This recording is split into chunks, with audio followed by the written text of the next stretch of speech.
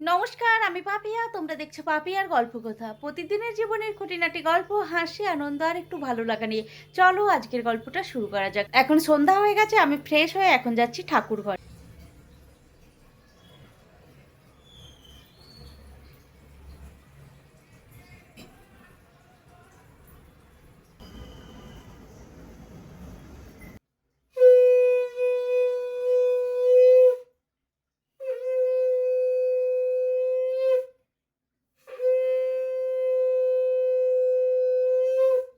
আমার সন্ধ্যা দেখানো হয়ে গেছে, আর কালকে কি কি নিয়ে এসেছি চলো তোমাদেরকে দেখায়। কিছু ফল এনেছি, ওগুলোও ঢেলে রাখি।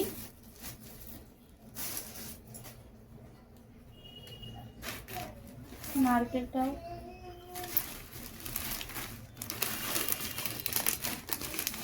আর এই যে দেখো কি সুন্দর লাগছে না, এটা ঠাকুরের মুকুট। এটা ঠাকুরের জন্য নিয়েছি।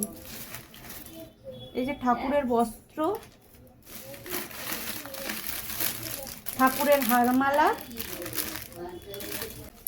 আর এটাতে আছে দুটো ভালো ধূপ, কাঠিবালা, তুলো, এটা হচ্ছে কাপ ধূপ,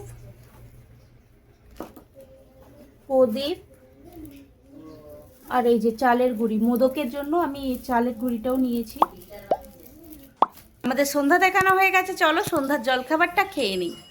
বাইরে হচ্ছে প্রচুর বৃষ্টি, আর এখন খাবো গরম গরম চাউমিন। সন্ধ্যার জলখাবার খেয়ে চলে এসেছি মেয়েকে পড়াতে। মেয়ে এখানে পড়ছে, মেয়ের পড়া হয়ে গেলে যাব রান্না করতে।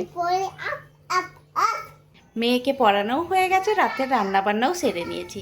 আজকে রাতের খাবারে আছে রুটি, বেগুন ভাজা, মশলা ভাত, ভেন্ডি আলু ভাজা। রাতের রান্নাবান্না তো কমপ্লিট হয়ে গেছে। চলো কালকে চাল ভিজিয়ে রেখেছি ধোসার, সেগুলো বেটে নেব। কালকে স্কুল আছে, অফিস আছে, সকালের জলখাবার কী হবে ওই ভেবেই ধোসার চাল ভিজিয়ে রেখেছিলাম। চলো চালগুলোকে পিষে নিই, তারপরে রাতের খাওয়া দাওয়াটা সেরে নেব। চালটা ভালোভাবে পিষিয়ে নিয়েছে, এভাবে ঢেকে ওভারনাইট রেখে দেব। রাতের খাওয়া দাওয়া কমপ্লিট করে চলে এসেছি, আর আজকের গল্পটা এখানেই শেষ করছি। সবাই ভালো থাকবেন, সুস্থ থাকবেন, দেখা হবে নতুন আরও একটি গল্প নিয়ে। ধন্যবাদ।